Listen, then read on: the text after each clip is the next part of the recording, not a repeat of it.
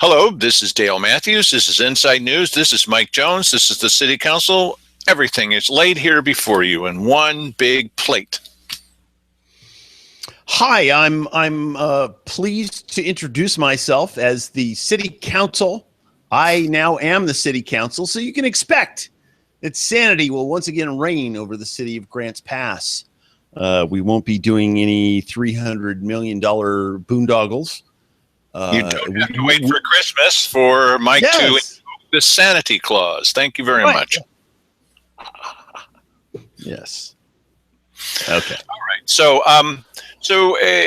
we were just having a short discussion about when politicians should recuse themselves, when they should declare a conflict of interest and abstain from voting on a subject. What is your general perception of when that should happen, Mike?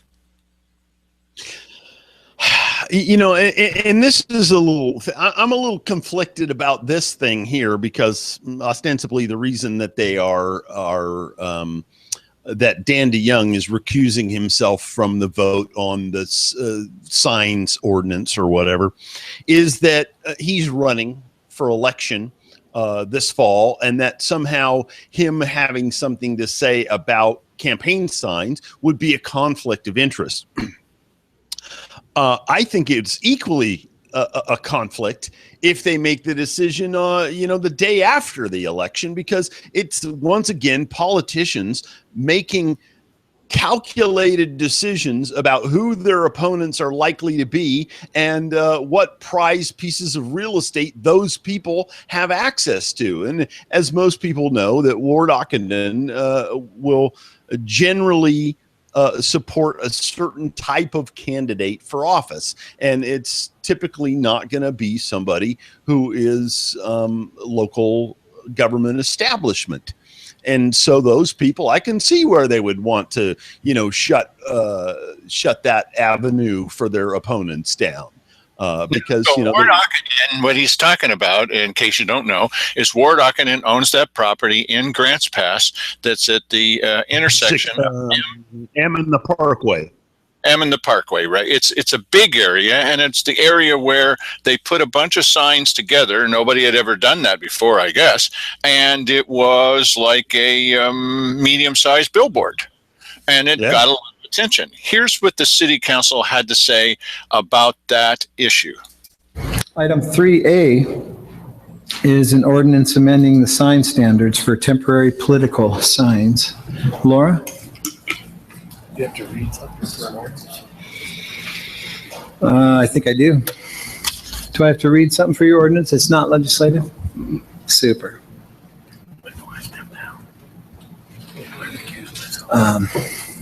Now, do any counselors wish to recuse themselves from this subject? Dan? Yes, I would. Okay. Sometimes. When you're going to do that, do you have to offer rationale for that? City manager is advising the mayor that they should do exactly that, and that Dan you could say why. Yeah, it's funny. You could hear. Was that Dan whispering? No, that was the city manager. This happens all the time with these guys. That was the city manager whispering to the mayor. And they talk, you'll see later, they talk in the middle of people making presentations. They do it all the time. Well, they might just as well do it out loud. He was perfectly audible. Yes. That's how much they're paying attention. But, everybody, I got up at the weekly business session today, and once again, none of the commissioners were looking at me. I stood up and they were writing notes. And I've mentioned this in the past. Well, we're writing notes about what you're saying. How in the world can you be writing notes when I haven't said anything? Yeah, they're not subject to the laws of time and space as we are. So they had already been a minute into your speech, see? So you were just playing catch up. That was the deal. They didn't look at me during the entire thing. And next time I may just look up into the camera. And if you're supposed to be looking at us. Why should I do that? You're not looking. That's silly. It's silly. I could turn around and face the other direction and they wouldn't know. So that's nice. Yeah.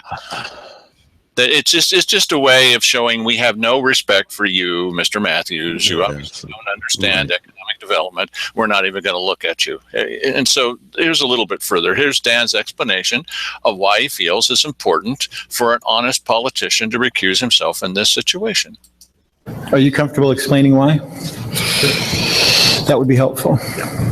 I was successful in the primary process for county commissioner. And so therefore, these rules will apply to me just like they apply to anybody else. So I wouldn't feel right voting one way or the other on it, but I will abide by whatever the decision the council makes. Sounds good. Thank you. Appreciate your explanation. Well, okay. Why did he, at that was the perfect opportunity to say, and the reason why, well, he sort of did. The reason why is because, I'm going to be held account to these rules. And I don't think that it's right to be making, the rules that other people are going to have to be held accountable to. If Well, I'm going to be, then look at this. What does this say? This is from today's Daily Courier. Yeah. And the mayor made this decision on the same day this meeting happened. Well, you know what? I've already said kind of what I think of this guy, and you know what? Mayor Fowler is an interesting character in that he seems to be very soft spoken, and and some might mistake that for not dangerous. But this guy is really dangerous. I mean, he is almost maniacal about the commissioners pushing a levy and trying to get the governor to come down here, and you've got to do something about this right now. We want more money. And my God, they're about to open up the biggest fire hose that has ever been opened up and to force money through here in the city. And it's the biggest in the history of Grants Pass. Right. And we're right in the midst of crying poor for a public safety fiscal emergency, as if Grants Pass has nothing to do with that. 80% of the crime that takes place in the county takes place in the city of Grants Pass. The other 20%, and listen, there's a variance that, most of the time it's more than 80%. It's closer to 85% this last run that we had, 2014. So one would say that instead of, blowing money out of a fire hose for 18 different things here in the city, they should be throwing a little bit more money at public safety, because according to my calculations, they're not paying their fair share, and they're wanting the people in the county to subsidize their law enforcement. So, and the other part of it is that while this horrible emergency is going on, these fellows are rearranging the deck chairs on the Titanic. We got to make sure that those deck chairs have some kind of, that you can't group them together, Why, that would be terribly unfair. Really? Why is it terribly unfair? Well, I think this topic is almost meaningless in the shadow of what they're about to do. Absolutely. I agree. Now, here's Laura Glover. She is the Parks and Community Development's director, and she is briefing the council on these new proposed rules for signs that have come up specifically about the signs that went up for Bill Hunker and who was the other fellow now? His name escapes me. Joseph Rice. So long since he ran for office. Yeah, Joseph Rice. Here's what she had to say. Laura? Okay, thank you very much. So again, this is a proposed amendment to the municipal code under the sign, chapter 2.91 for the. No, it's not chapter 2.91. It's chapter 9.21. Despite what she wrote here, that's not what it is. So, okay, too bad. Sign standards. The subject is a proposed amendment to correct the sign code relative to the temporary political signage in the city of Grants Pass. Yeah, that's what it's about. It's about correcting the sign code. whatever. Okay, so here's more of her presentation. Well, Dale, it was wrong before. It would be wrong for them not to correct it. Yes, it was terribly wrong and really unfair when you think about it. Terribly unfair. Current code does not address the combining of signs, the height, and also a support structure. The proposed amendment would limit the size and maximum height of a temporary sign to 6 square feet and would limit the size of combined signs, those which are on a shared support, to the maximum square footage allowed in the respective zone. So again, in an industrial commercial is 32 square feet, a residential would be 3 feet. The lack of the provisions that we're talking about tonight can allow for very large, massive groupings of signs to be installed. And part of the concern was that is mostly over the public safety effect. The public safety effect. Think about the children, Mike. Think about the children. Now, you may recall, if you were driving by that corner, that the signs were placed back far enough so even if they all blew over and then blew around a little bit, they're not going to end up in the street. They might end up on the ground. You know what? Yeah, this is ridiculous. You know what? Regardless if you agree with the type of candidates that Ward puts forward, this is yet another restriction on your ability to, put something out there. I think it's dumb. Some people are, offended by the signs down there, and that was horrible. Even some people that are, alternative candidate voters think that was awful. I don't think it was awful. That's Ward's property, and you do have rights to put up signs like that on your property if you care to, and there was nothing restricting him from doing it, and that's why they're making this law right now, is because there was no restriction against that, and they're doing it because they don't like the type of candidate. Listen, if Mayor Fowler's sign array was there, if he had to, run in the primary and his name was up on there with his face and slogans and all that kind of stuff, he would not be saying a damn thing about this, and nor would anyone else in that chamber. So I talked to some people out in front of the Ann Basker today about what had happened in Williams with this marijuana town hall. And the recent thing that happened just yesterday in Wolf Creek, and the commissioners got the same kind of response, half the audience, only about 25 people at this one, but they got the same kind of response. And one of the people said, I encouraged a number of people who have objections to marijuana in general, and specifically to, some of these ideas about all these people moving into the area to start businesses. All these people moving into the area to start businesses. Okay. And he said, but they didn't show up because they felt sort of intimidated. I said, this isn't now America. This is America that we live in. And if you've got something that you feel strongly about, you better get up and say something, or you're going to get railroaded into something you don't want. Absolutely. Am I wrong about this? No, that's absolutely true. And we saw that most, effectively.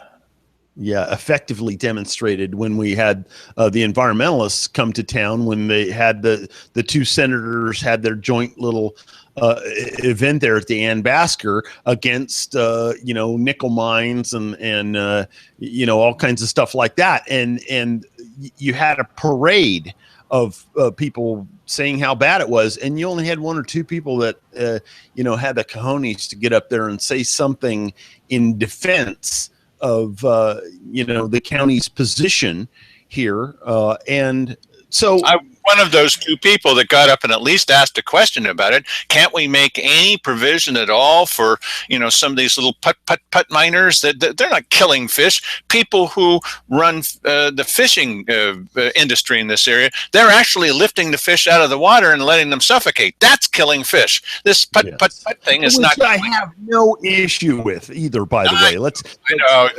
exactly a friend of fish. I got you. Yeah. Well, okay. Well, here. Let's be real clear. If you ever want to see the difference between a few guys pulling salmon out of the water on lines and the way they used to do it in this area. Yes. Hello, go walk the halls of City Hall, and you'll see where they had, gill net going across the river, and they were pulling them out by the tens of thousands. Yes. So, a few guys with a monofilament line is no big deal. Right. I agree. All right. So now here's a good indication of how Darren Fowler isn't really even listening. I mean, it's not the law. He doesn't have to. It's a matter of being just, well, even to say being a little bit polite is just not his strong suit. The structure itself would require a building permit with engineering on its own, because even with a private fence, any fencing over 6 feet requires a building permit. So there is that concern about safety in the engineering side. All right, now the thing to listen for is the words remove and dispose. Get this. The proposed amendment to section 9.21.610 provides clear definitions also for our temporary political signs, calling out yard signs, which are those that are 3 square feet in size with individual support, generally on a wire or a stake of some sort. And a temporary political oversized signs are those which are a maximum of 32 square feet in size with individual support. And then finally, kind of a late amendment that was brought up through the workshop for council noted that we had some language in there about signs that do not have a valid permit. Well, political signs are exempt from permits, so this was old language that had not been cleaned up. The proposed ordinance has this language stricken, so under this section, under 9.21.650, it would state that candidates shall remove, and city employees are authorized to remove and dispose of any sign which is located on or over public right-of-way or public property. Remove and dispose. Okay. Does that mean they are charged with the responsibility if they see that? They must pull over in their city vehicle and immediately remove and dispose of the sign, or are they just saying that Public Works will go out? Perhaps we could get some park monitors from the county to leave their jobs in the park, walk down the street where they're supposed to be ticketing cars, come into Grants Pass, and get involved in removing signs. Might as well. I mean, I think that would make Cheryl Walker very happy to have her own private police force, but that's just me being hard to get along with. Mm-hmm. So your call to action, cost implications, none noted. This amendment is available to be adopted as proposed, revised, or denied, and it's not subject to the 120-day rules. Now, take a look at the call to action date. When would this take effect? Mm-hmm. June 1, the date of... Apparently, a couple of weeks ago. Right. It would take place immediately at this meeting.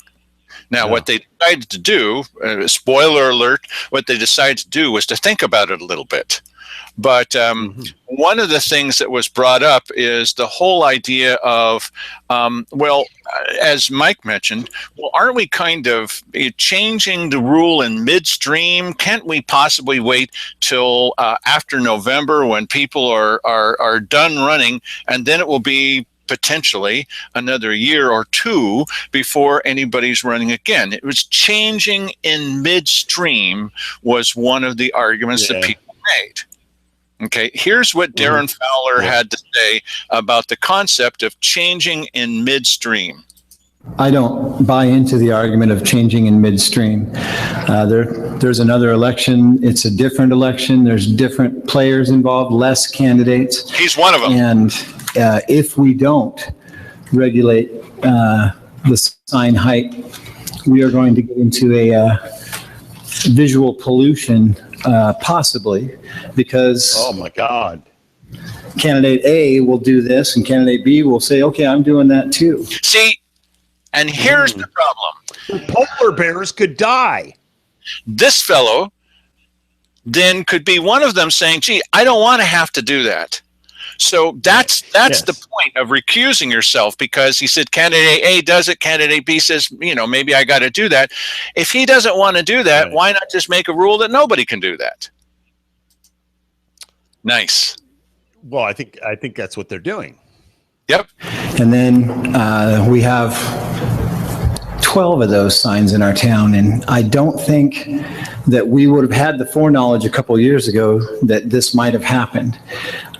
So this, most things that do change in rules and ordinances are because of something that happens. And so, So somebody's got an original idea, whether you like it or not. They've got this out of the box thinking. We must stamp out that out of the box kind of thinking, because then it doesn't let people who are in the normal system get involved, you see? Yeah, listen, I understand, nobody wants that many people to be killed. The travesty that took place from the placement of this sign and all of the people who died, we're going to have another ordinance to, put aside a day for mourning and remembrance of all of the people who were killed and injured because of these signs. I don't know what to say. I think they should have just done it all in one big fell swoop here. And in a big tornado that's likely to go through this area anytime, those huge signs could be flying across the road and beheading the children. The children, think of the children. Right, exactly. And it's so close to the skate park. You could have a whole horde of kids skating around. All of a sudden, this big sign or shards of signs lands on them. It's, it could be a travesty. It's public safety. I think Darren Fowler's a snake. This political announcement brought to you by Mike Jones. we have a very beautiful tourist hometown feel here, and this does not fit it. I mean, who says that? Did they get 1,000 letters from the same people who write to Cheryl Walker? Yes. Is that what happened? I mean, Yeah, I think I don't, some people said, I don't like it. Some people said, here's the problem is we give these people power to do this kind of stuff. And we should be paying more attention who we're giving. Nobody pays attention to who gets elected city councilor or the mayor. You really need to pay attention because whoever is going to be in there is going to be making silly little rules and obligating you to massive debt. Yeah, well, nobody's running against Darren Fowler so far. Nobody else has declared. He's been the only candidate now for half of a month. So who's going to run against Darren Fowler to be the mayor of Grants Pass? Yeah, boy, that would be nice if somebody would. Now, here's what we're ending with the. It was very repetitive. He kept saying the same thing over and over again. So first we're going to hear from one of the counselors, and then we're going to hear from another. We all know that there are certain aspects of free speech that are really not permitted. And sometimes, yes, fire in a crowded theater. and other aspects have a greater weight than just mere free speech. So it's a very difficult decision for my part. I'm still trying to find that balance. Now listen to what Dennis Roller has to say. Anyone else? Dennis. So all we're trying to do is be fair to every candidate. I mean, we're not discriminating against anybody. We're just trying to be fair. And that's all anybody can hope for and will want, I think. Mr. Rice enjoyed an unfair advantage in the primary by having a larger sign than anybody else did. Now let's just make it an even playing field and say everybody's got to have the same 8x4 signs. I'm sorry. I think that's a great. You're sorry. Yeah, I'm sorry. What are we, communists here? Do we all have to be equal? They listen. They had a friend and the friend offered them this thing, and they talked about how let's set up this big thing, and they did it, for crying out loud. How is that okay? Listen, An unfair advantage. unfair. You know what? I would suggest that the other candidates should have cultivated more friends with roadside frontage. Yep. For crying out loud. This is not an equal world. Stop trying to do that. Listen. Why don't you make an ordinance? Go ahead. Yeah, why don't you guys pass an ordinance at the same time that everybody in town has to be paid the same amount of money? How about that? And the reason why they can't do that is because people in the city would have to take a pay cut. It reminds me of the high school principal that said to me, I brought a bunch of my signs to a meeting at the high school where a number of the candidates were. And the principal came straight up to me and said, did you bring signs from the rest of the candidates? I said, no, I just brought mine. Well, that's not really fair if you're only going to bring your own. Well, whose responsibility is that? I mean, you see where we're. Yeah. And that's what the high school principal. That's what the kids are being taught. That why would you keep track in a basketball game or a football game of the score? Right. That's pitting one side against another. That's not fair. And what if you lose every time the ballot comes out for raising your taxes? Why? When do we get a chance to win? When do you say that we're the winners even though we're the losers? How come we never get to win? Because this is America and you lost the vote. When you're celebrating the football team, the Grants Pass High football team winning, you're celebrating inequality. How dare you? That's right. Jeez. This is where we're going. I mean, I'm not making this up. This is what they're saying. No, you're right.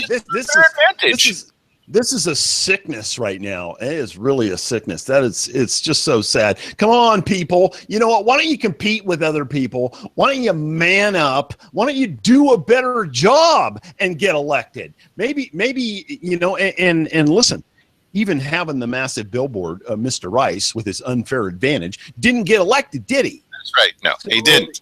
As a matter of fact, it may have counted against him. But this meeting was at the Ann Basker Auditorium where people actually, they literally came in from another state, from California, and from other counties to make their statements. And here was Keith Heck, who has since referred to that and said, well, it may very well be that the majority of people in our county, they like these set-asides and saying you can't do any mining there and you can't cut anything there and you can't do any painting on the side of and those are the people it affects. Now, I was there and I know it's not nice. You're not supposed to ever say anything about Jack Swift, but Jack Swift was there too. He was there from Sora. He was in the audience. He didn't get up to say anything. Now, wait a minute. Sora is death on this kind of thing. And they didn't get up and say anything. And afterwards, when I mentioned that at one of their meetings, Helen Scott said, well, we don't need to be lectured by you. Yes, you do. Learn something from the other side. Mike, you brought this up about the marijuana meeting. We could learn something from the people. Tell them about that again for those who were unfortunate to miss your soliloquy. Yeah, I don't necessarily want to say that they're the other side, because you know what? Listen, anybody in their minds, they're protecting their right to freely pursue the happiness and which they get from cultivating or selling marijuana or whatever, which is now a legal product. And they were protecting that in the very same way that you might protect your right to have a concrete truck business, that delivers concrete to people or whatever, and undue restriction on that type of business. So, I'm making no judgment about marijuana one way or the other, but you know what? They showed up in large numbers and to have a voice in the process. And more we seem to forego that for everything else. I mean, now another group that you could say that did that quite effectively. They spoke quite effectively. It didn't have. It wasn't very effective to the city councilors. Was the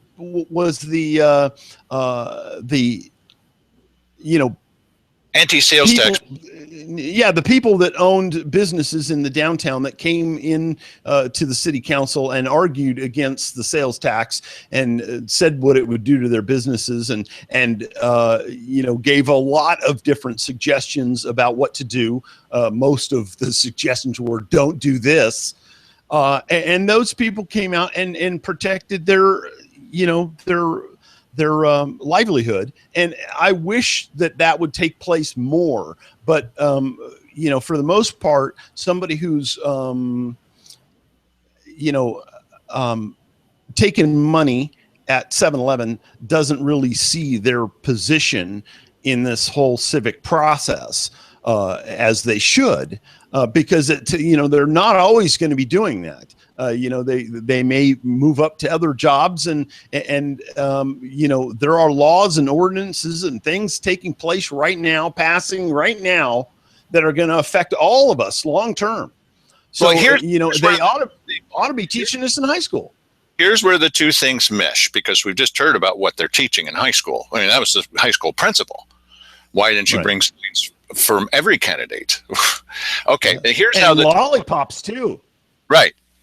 They mesh because maybe this marijuana thing is not your issue, but those people have gotten up and they've said, this is what we want. Now, here's what's going to happen. I'm making a prediction. The commissioners are going to go to these 4 meetings. They're going to come back with mostly feedback saying, don't do this. And then they're going to go back to the ambassador and they're going to say, we've gotten thousands of telephone calls and emails that we're not going to tell you about, of course, because they're secret of someone. And they're completely, in fact, they outweigh the people that showed up to these dumb meetings 10-1. And so we're going to do what we always wanted to do. That's exactly what happened with the city council. They got all those people to come. Even the Chamber of Commerce showed up and said, don't do this. Well, yeah, you don't really have an argument. Really, they're not interested in law enforcement. Well, we're going to do it anyway. They're doing it anyway. And what can we do about that? Actually, nothing until November. Yeah. And really, even then, you're not dealing with the problem, although Darren Fowler's a problem. And I hope that somebody would run against him because this guy, he's another one of these 180 out barometers of activity. Whatever he's doing, if you did the opposite of that, you'd probably be doing the right thing. The George and rule. So 80 degrees out of phase. Yeah, the Costanza rule, exactly. I think he needs to be gotten rid of, but this doesn't deal with the problem with the staff because you've got to get rid of these people. They're the people who constantly want more money, and they're the people who are about to, foist the biggest snafu on us ever. And these are people crying for more of your money, and this is money that they're going to snatch hundreds of millions of dollars. Yes, sir, right here in the city of Grants Pass, hundreds of millions of dollars they're going to grab from you without your consent. That's more than you're paying in property tax over the next 10 years, probably. And Mike is not exaggerating on this. Okay, here's what Darren Fowler said. Wrap up this section of the show. Here's what he said right at the end. I don't think we're inhibiting anyone's free speech. We're just limiting the number of times they can say it on a sign.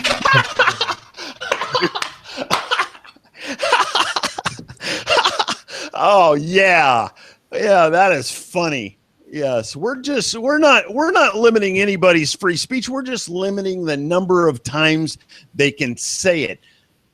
Really, think about that for a moment. That's Darren Fowler. Yes. Wow. Okay, now you were talking about staff. I had to play that, but you were talking about staff. Okay, so here's one of the problems that came up, and I mentioned this in a weekly business session today at the county commissioners meeting. The problem is that the staff at the city have admitted that they screwed up. When they advised the councilors about who the ideal people would be to be appointed to the city council, because there are a couple of people who left, and one of them left was Lily Morgan. And they advised the city council, here are the people that are going to go along to get along with everybody else. And as it turns out, the voting record shows they never voted against anything that everybody else wanted. They brought up points, but they never voted against anything. And so the problem that they had was that one of the people that was suggested for this role doesn't live in the ward. Now, that's a little bit of a problem, because how are you going to represent that ward when you don't live in that ward? And it's the rule in the city, in Grants Pass City, where you have to live in the ward. I mean, come on. So well, I think it's probably the rule most anywhere. That's why, you know, people have large objections to carpetbaggers moving in from other places, or, you know, like I think Ron Wyden here lives in New York City. Okay, so one of the reasons behind all this is that to have wards in the first place is that they own property at M Street. No, that's Ward Ockenden. One of the reasons for it is that they didn't want all of the people that started this whole thing with the city, didn't want all the representation coming from one small part of the city, of Grants Pass City. They wanted it coming equally distributed. Now, as it turns out, of course, they all have the same general ideas, right? So that hasn't worked out so well. But yeah, of course, to err is human. You know, Mike and I are on every night, and we do make mistakes occasionally, especially Mike. And so such things can happen, obviously. Okay. But very much like what happened with Keith Heck and the Little Back Room when he made his mistake about referring to workers as doing lesser services and sneaking around, it wasn't that. The problem was that then he tried to insist that Mike and I had doctored the videotape and forgot that the county makes their own recording of this. Well, so what kind of thing can the city do to correct this action? So here's my favorite guy in city government and yours, Mark Bartholomew, the city attorney, the guy that had said in the courtroom that the city can revoke your vote anytime. Here's what Mark Bartholomew had to say about what could be done about this problem. You're going to want to hear this. One corrective action that the council could make is to avail itself of that provision in the charter that says you can change the wards by ordinance. What? Well, listen, if it is in the charter that you can redraw the lines of a ward by ordinance, then fine. But what does that do for the votes that this appointed council person has already participated in? Those would have to be considered invalid, I would think. And how far, I mean, are they going to have to draw a loop around a one house 10 miles away from, or, well, I guess it couldn't be 10 miles away if it's still in the city of Grants Pass, but I mean, how would they do that? I'm just interested to see how that, and then, you know, if it is completely and far removed from the rest of the ward, then how is it that that person is then representing that area? And let's listen to the rest of his explanation, because now there are two openings in that ward, because one of them, who also works right now for the county, he resigned.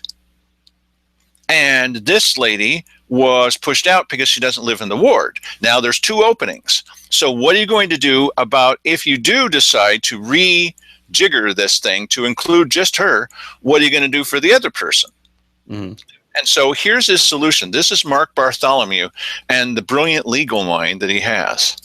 So what could be done is the council could adopt an ordinance that states that the ward boundaries for purposes of council appointments are shown on Exhibit A, we'll call it. And Exhibit A would be the ward map that was erroneously and inadvertently used to determine that Mrs. Boteller was eligible for council. And then the ordinance would further specify that the operative ward map for people seeking appointment for the upcoming vacancy left by Councillor Goodwin, or for those seeking election in the fall, would be the ward map that is currently in place now. And so I hope that doesn't sound too confusing. We would have one ward map just for the purpose of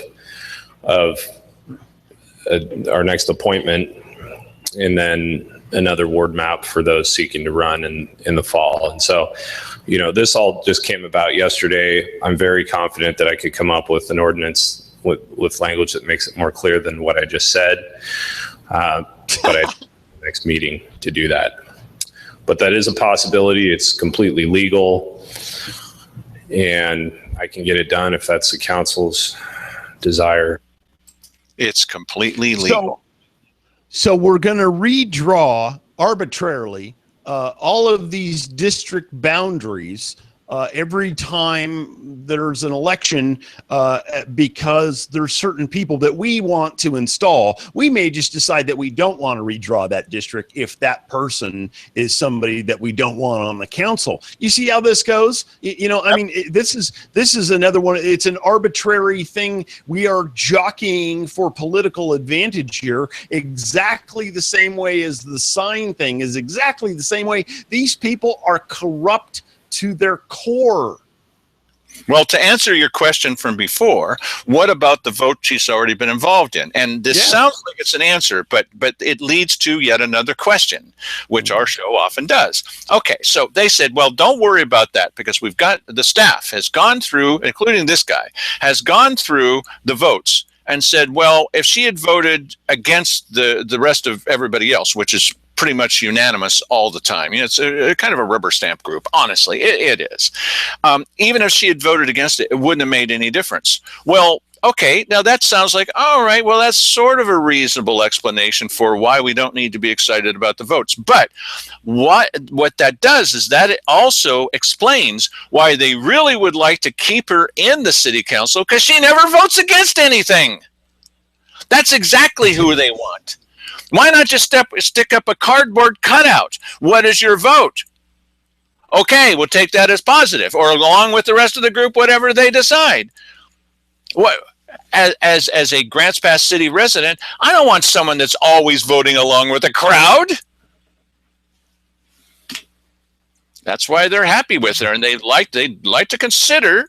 They're considering doing it. This is the what kind of barbecue sauce shall we put on your baby argument. You know, why are they even talking about redrawing just for her now and not for the other person? They would redraw it just for her, and then the other person would have to go with what the actual legitimate boundaries are. What? Yeah. Well, and I'll tell you this this situation with the signs. Yes.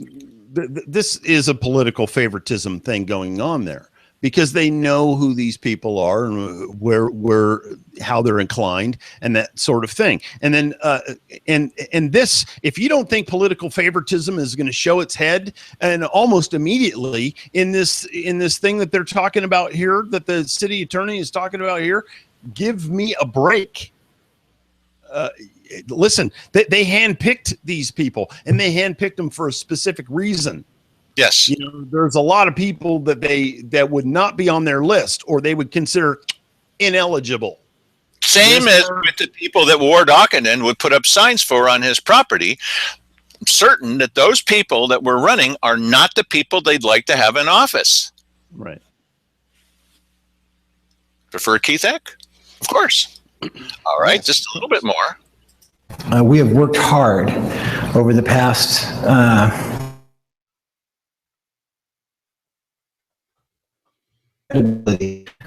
citizens. And so during the event, I want to make sure we do our best to maintain that the integrity and trust that the council has. So that it's a big issue. It's interesting. Mike, the mayor is simply trying to maintain the integrity and the record that this city council has for always being fair. What's the matter with you? Yeah, I guess maybe I'm going to have to rethink my position.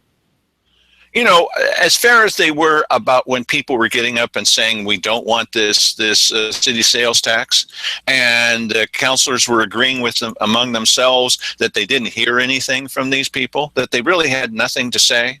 Nobody was bringing forward any legitimate arguments. You've seen the tape, you guys. You know, the whole audience has seen this tape again and again.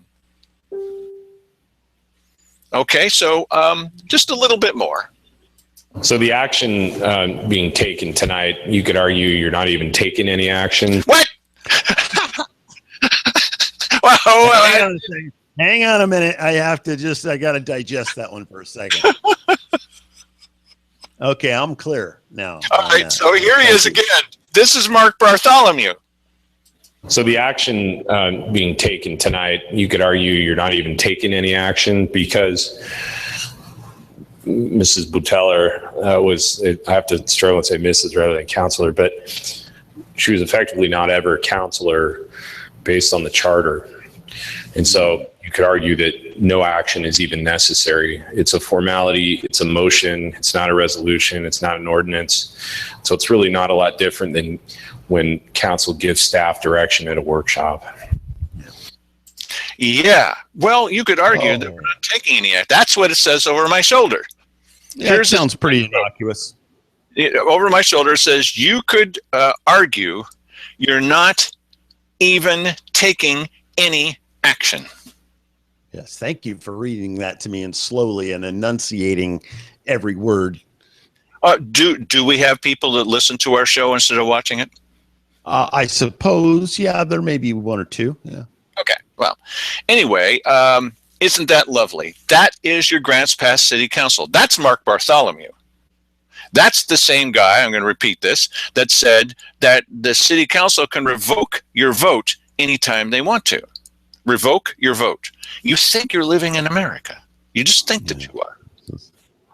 I'm telling you, you know, I don't even think you people know how good we could have it in this county if we did a crony sweep and got rid of all of these people. Listen, if you shut the city down and sent everybody home and said, listen, we may call you if we want you back, you would immediately have massive amounts of money that wasn't going out, that would be available.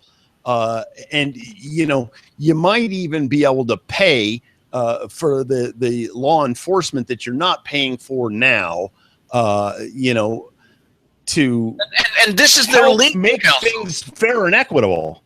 Their legal counsel is telling him, well, you're not really doing anything. Why? I can assure you that this is completely legal. It's very much like Wally Hicks and the kind of things he's been saying recently.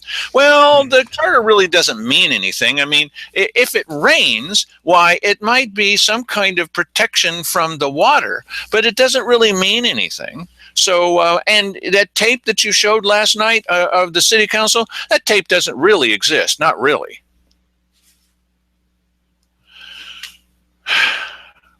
That's what we're up against. That's what we've been talking about. So, Mike, to satisfy this fellow that was on the other night where we played back the videotape, who said we never come up with any suggestions or any solutions, you have just offered, I think, a pretty dandy solution to this whole thing. Fire the entire city staff. Yes, that's my solution. And believe me, you think that's radical right now, you wait in a couple of days when you see that they have already passed this hundreds of millions of dollars boondoggle thing coming here, and you're going to think that my idea was pretty mild because you want them hanged in the public square. Okay, everybody, thanks for joining us. Glad that we could raise your spirits for another show. I'm joking, of course. Right. And we appreciate you being here, and we're sure to have another award-winning show tomorrow night. the awards come. Oh, one last thing I just wanted to say. I talked with somebody today who said, by the way, I have been suggesting to people that they watch your show. Well, thank you for that. Even if they don't agree with us, that's cool, because at least they'll see the videos and then they can look at them. And unless they're Keithick, they'll say, gee, that does seem like that happened. Cool. Thank you for doing so. Good night.